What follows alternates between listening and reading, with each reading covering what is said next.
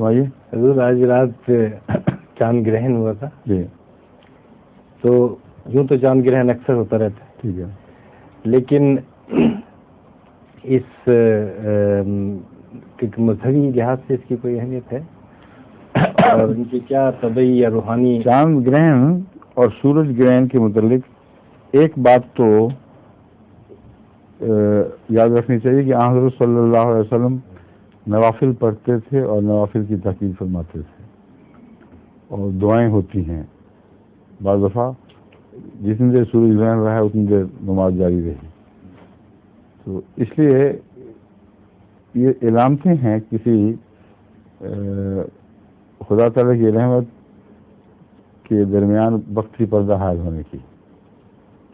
اور جہاں تک میں سمجھتا ہوں حضرت صلی اللہ علیہ وسلم جو دعاؤں کی طرف متوجہ ہوتے تھے اور یہی نصیحت فرمائی کہ نمازیں ایسی پڑھا کرو, اس میں پیش نظر یہی بات ہوگی کہ خدا تعالیٰ کی رحمت روز آتی ہے, ہم پرواہ بھی نہیں کرتے اور سمجھتے ہیں کہ ہمارا حق ہے اور کبھی خیال نہیں آتا. لیکن جس وقت ذرا سے سائے سے وہ کھینچی جاتی ہے تب پتہ چلتا ہے کہ دن بھی اندھیرا ہو سکتا ہے اگر سورج کے سامنے پردہ آ جائے.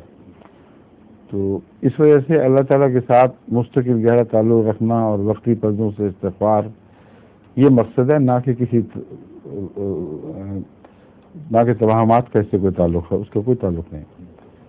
اور دوسرا, چاند سورج گرہن کی پیشگوئی کا چونکہ تعلق امام مہدی کے ظہور سے بھی ہے لیکن خاص وقتوں میں, اس کی وجہ سے ایک مذہبی اہمیت بھی لوگوں کے ذہن میں ہو گئی ہے. مگر ہر چاند گرہن اور ہر سورج گرہن کا اس سے کوئی تعلق نہیں ہے. بعض احمد جی بھی کہتے ہیں کہ اس مہینے چاند بھی گرہن لگ گیا, سورج بھی گرہن لگ گیا ایک ہی مہینے میں. میں سے کہتا ہوں پھر کیا ہوا, لگ گیا تو کیا, ہمیں کیا ہزار لگتے پھریں, لگتے بھی ہیں. اس کا کوئی دین سے تعلق سوائے اس کے جو میں نے اب بیان کیا اور کوئی اسی معنی میں تعلق نہیں ہے. لیکن چاند کے گرہن کے متعلق ایک دفعہ میں نے پچھلی مجلس میں بھی ذکر کیا تھا ہاں کہ ایک غلط فہمی دور ہو جانی چاہیے. چند دن ہوئی تھی نا بات اس کے متعلق, اسی مجلس میں اچھا میں جو نقشہ بتا رہا تھا آپ کو کہ چاند گرہن سورج گرہن کیسے ہوتے ہیں, اس میں مجھے کسی نے لکھا ہے کہ آپ نے یہ کہا تھا کہ چاند کا ایک چہرہ ہمیشہ سورج کی طرف ہی رہتا ہے. یہ غلطی سے کہا گیا ہے, ایسا ہو ہی نہیں سکتا, عقلاً ناممکن ہے. چاند کا ایک چہرہ ہمیشہ زمین کی طرف رہتا ہے, اور اسی لیے جب بھی آپ اس کو دیکھتے ہیں اس میں وہی چرخا کاٹنے والی بڑھیا دکھائی دیتی ہے, اس میں کبھی کوئی تبدیلی نہیں آپ نے دیکھی.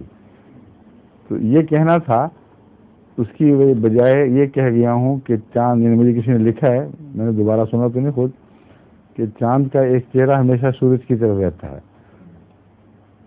شاید میں نے میرے ذہن میں یہ دھوکہ لگا ہو کہ اگر ایک زمین کی طرف ہے تو اس کا دوسرا چہرہ سورج کی طرف ہوگا, مگر یہ ہمیشہ نہیں ہوا کرتا. چاند گرہن کی بعض حالتوں میں ایسا ہوتا ہے, غالباً اس سے دھوکہ لگا ہوگا کسی کو کہ میں کیا کہہ گیا ہوں, یا میرے الفاظ میں احتیاط نہیں ہوئی ہوگی. اب اگر سورج اس طرف ہے جدھر آپ بیٹھے ہوئے ہیں اور چاند زمین کی اس طرف ہے جہاں میں بیٹھا ہوا ہوں, تو بیچ میں زمین ہوگی, ٹھیک ہے. زمین کا ایک چہرہ میری طرف ہوگا اور اس وقت زمین کا ایک چہرہ آپ کی طرف ہوگا, ٹھیک ہے. میری طرف جو چہرہ ہے وہ زمین کا جس طرف بھی گھومے وہ اس طرف ہی رہے گا, ٹھیک ہے.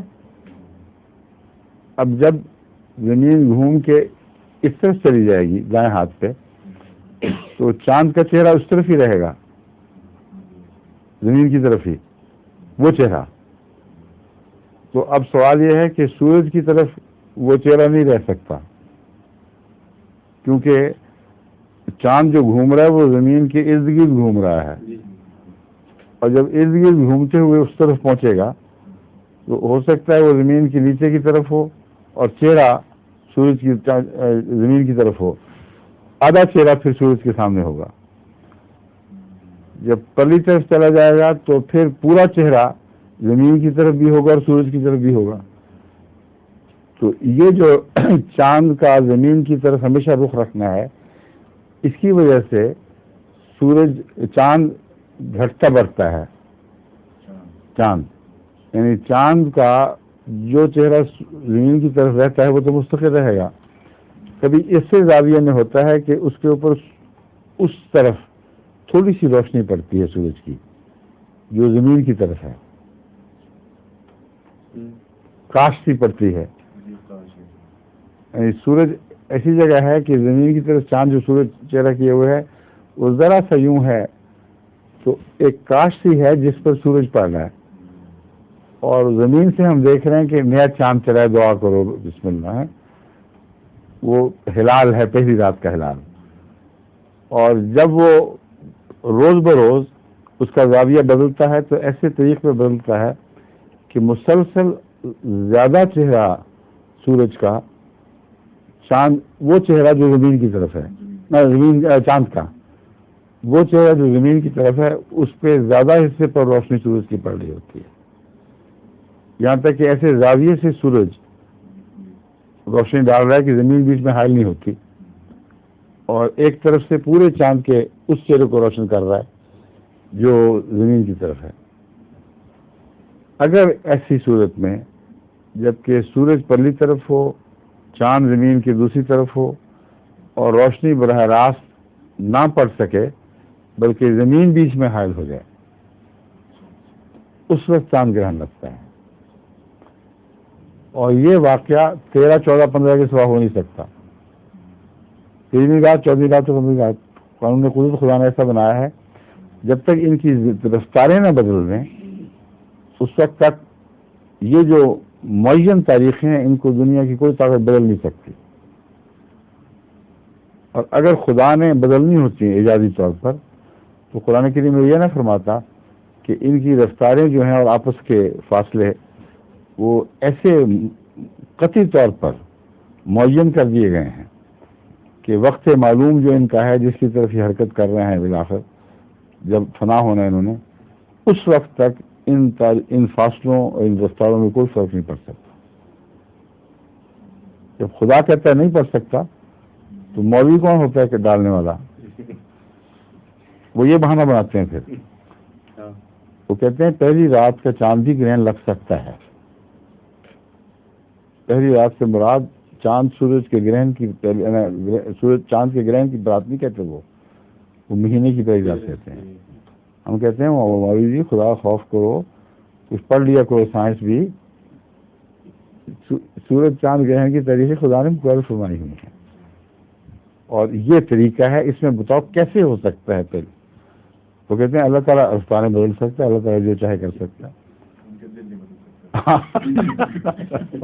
بدل سکتا کہتے ہیں بدلنے میں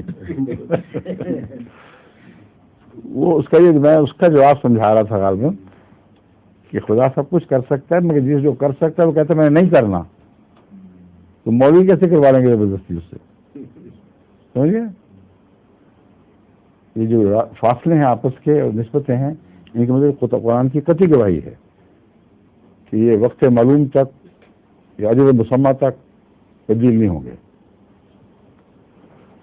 ٹھیک ہے, سمائیے. اور ظہور مہدی آخر زمان